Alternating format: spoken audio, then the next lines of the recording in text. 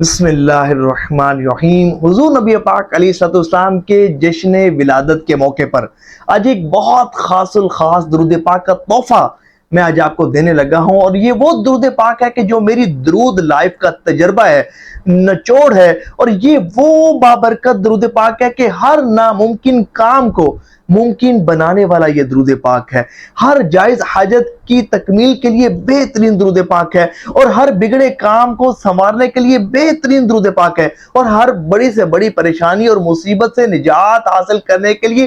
بہترین درود پاک ہے۔ وظیفوں کا وظیفہ بلکہ وظائف کا سردار یہی درود پاک ہے۔ سب کچھ اس درود پاک سے ملے گا،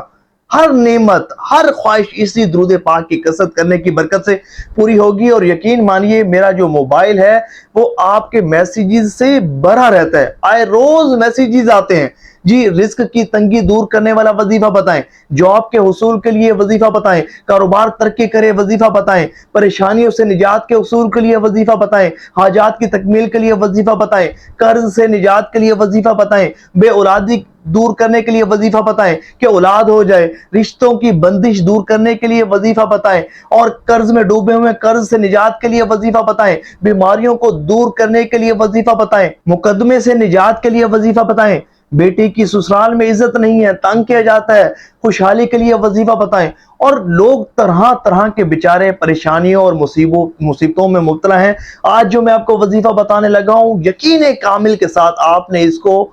پلے سے باندھ لینا ہے، اس وظیفے کو لکھ لینا ہے، ساری زندگی اس پر عمل کرنا ہے۔ لیکن اس وظیفے کو کرنا کیسے ہے، ان اہم باتوں کو لازمی سنیے گا۔ سب سے پہلے آپ نے کرنا یہ ہے کہ اپنی حیثیت استطاعت کے مطابق تھوڑا بہت صدقہ آپ نے کرنا ہے، اور پھر اس کے بعد 2 رکعت نماز نفل حاجت کے آپ نے پڑھنے ہیں، اور اس کے بعد آپ نے یہ وظیفہ پڑھنا ہے۔ اور وظیفہ پڑھنا کیسے ہے، کوشش آپ نے یہ کرنی ہے کہ باوضو ہی اس وظیفے کو کرنا ہے، باوضو ہی اس وظیفے کو پڑھنا ہے۔ ہاں اگر کسی کا وضو زیادہ دیر برقرار نہیں رہتا تو کوئی بات نہیں، لیکن کوشش یہ ہو کہ باوضو ہی اس وظیفے کو پڑھا جائے، اور پھر اس کے بعد خشوع خضوع کے ساتھ پڑھنا ہے، بے دیانی کے ساتھ، بے دلی کے ساتھ اس وظیفے کو نہیں پڑھنا۔ دوسرا، درست مخارج کے ساتھ آپ نے اس وظیفے کو، اس درود پاک کو پڑھنا ہے۔ اور آخری بات، یقین کامل کے ساتھ آپ نے اس وظیفے کو پڑھنا ہے، اور اس کے ساتھ ساتھ ایک بات کا آپ نے خیال رکھنا ہے کہ حضور نبی پاک علیہ السلام کے کسی امتی کا آپ نے دل نہیں دکھانا، کسی کو تکلیف نہیں پہنچانی۔ اگر آپ کی زبان سے، آپ کے جسم سے حضور کا امتی کوئی پریشان ہے، اگر آپ کسی کی پریشانیوں میں اضافے کا سبب بن رہے ہیں، لوگوں کو تکلیف پہنچانے کا سبب بن رہے ہیں، آپ کی زبان سے مخلوق خدا بڑی پریشان ہے، تو خدا کے لیے اس برے کام سے باز آ جائیں، کیونکہ حضور نبی پاک علیہ السلام نے ارشاد فرمایا کہ جس نے کسی مسلمان کو تکلیف دی اس نے مجھے تکلیف دی، اور جس نے مجھے تکلیف دی گویا کہ اس نے اللہ کو تکلیف دی، اور جس نے اللہ کو تکلیف دی تو اللہ تعالیٰ اس سے عذاب کا مزہ چکھائے گا۔ تو اگر آپ نے یہ وظیفہ کرنا ہے تو ان باتوں کا خیال رکھنا ہے۔ اور کرنا کیا ہے، آپ نے وضو کرنا ہے، وضو کرنے کے بعد 2 رکعت نماز نفل حاجت کے پڑھنے ہیں، پڑھ لیے،